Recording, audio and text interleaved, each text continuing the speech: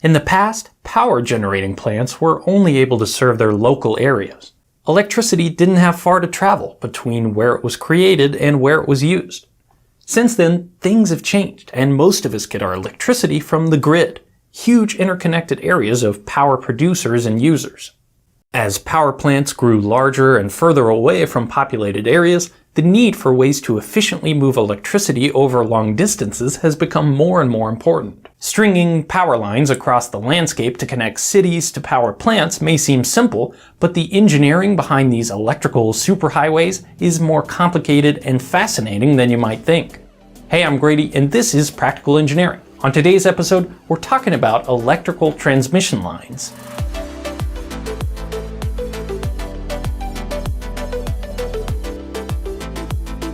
This episode is sponsored by HelloFresh, America's most popular meal kit. More on that later.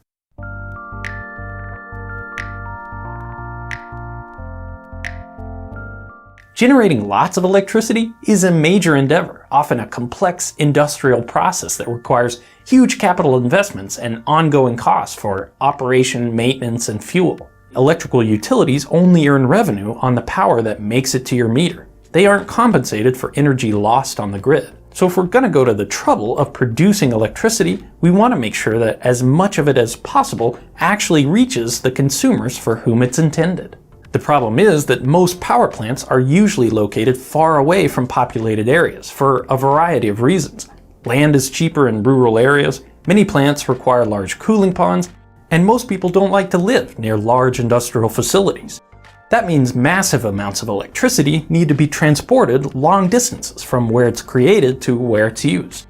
Power lines are the obvious solution to this problem, and sure enough, stringing wires, called conductors by power professionals, over vast expanses of rural countryside is in general how the bulk transport of electricity is carried out.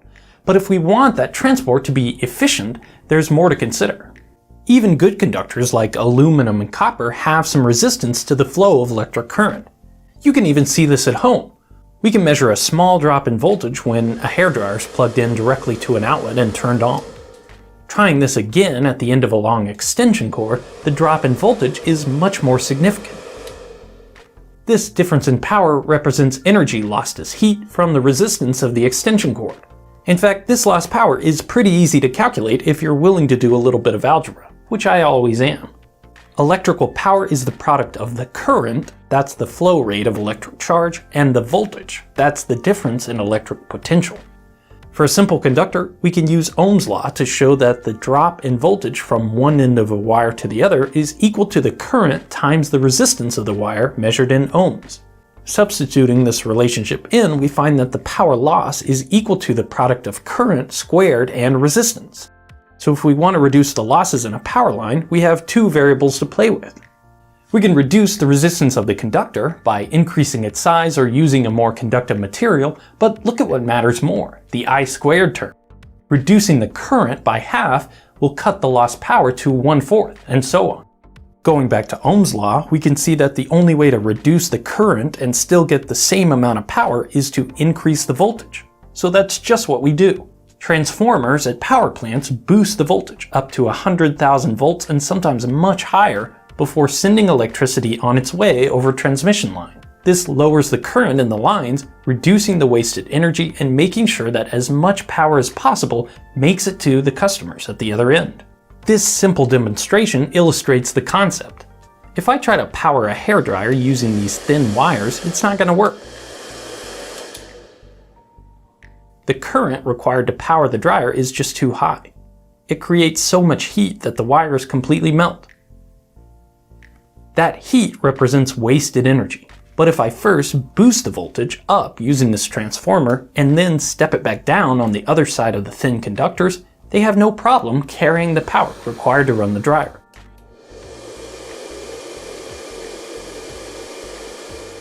We've essentially swapped high current for high voltage, making the conductors more efficient at carrying power. What we've also done, though, is make things much more dangerous. You can think of voltage as electricity's desire to flow. High voltage means that the power really wants to move and will even flow through materials we normally consider non-conductive, like the air. The engineers designing high voltage transmission lines have to make sure the lines are safe from arcing and other dangers that come with high voltage. Most long distance power lines don't use insulation around the conductors themselves. Insulating in this way would have to be so thick it wouldn't be cost effective. Instead, most of the insulation comes from air gaps or simply spacing everything far enough apart. Transmission towers and pylons are really tall to prevent anyone or any vehicle on the ground from inadvertently getting close enough to the conductors to create an arc. Bulk electricity is transmitted in 3 phases, which is why you'll see most transmission conductors in groups of 3. Each phase is spaced far enough apart from the other 2 to avoid arcing between the phases. The conductors are connected to each tower through long insulators to keep enough distance between energized lines and grounded pylons. These insulators are normally made from ceramic discs so that if they get wet, electricity leakage has to take a much longer path to ground. These discs are somewhat standardized, so this is an easy way to get a rough guess of a transmission line's voltage. Just multiply the number of discs by 15. For example, this line near my house has 9 discs on each insulator, and I know it's a 138 kilovolt line. You'll also often see smaller conductors running along the top of transmission lines. These static or shield wires aren't carrying any current, they're there to protect the main conductors against lightning strikes. High voltage isn't the only challenge associated with electric transmission lines. Just selection of the conductors themselves is a careful balancing act between strength, resistance, and other factors. Transmission lines are so long that even a tiny change in the material or size of the conductors can have a major impact on the overall cost.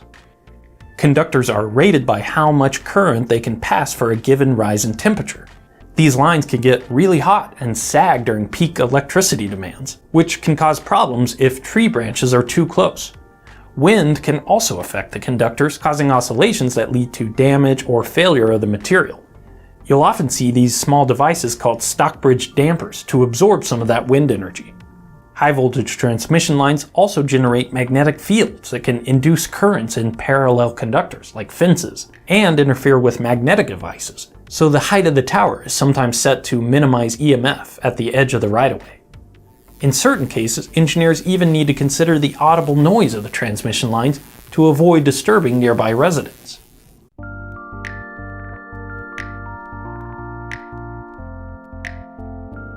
Even with all those considerations, the classic model of the power grid, with generation far away from populated areas, is changing. The cost of solar panels continues to drop, making it easier and easier to produce some or all the electricity you use at your own house or business, and even export excess energy back into the grid.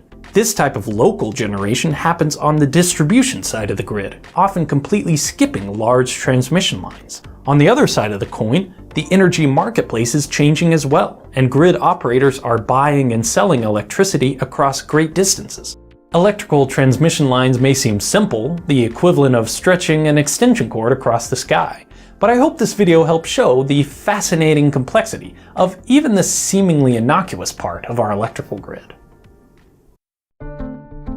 This is a segue between electrical infrastructure and my favorite meal delivery kit, HelloFresh. And this is my wife and I trying to film ourselves making dinner. Shake that for us. Oh my. Spending time in the kitchen is one of our favorite things to do together, and HelloFresh makes it super fun to cook and eat dinner together without the chore of planning meals and shopping for groceries. Hey, get out of there. The recipes are so delicious and always include seasonal ingredients that are different from the stuff we normally make. Ooh, nice shallot stack, Grady. HelloFresh comes right to your doorstep with fresh, pre-measured ingredients and easy-to-follow recipe cards. And it's flexible, so you can add extra meals, side items, or desserts to your order. Right now, the price starts at $5.66 per serving, which is pretty reasonable for a date night. And you know what's even more reasonable? The 8 free meals that HelloFresh is giving to fans of the channel who visit HelloFresh.com and enter Practical80 at checkout. Can you bounce it off your arm?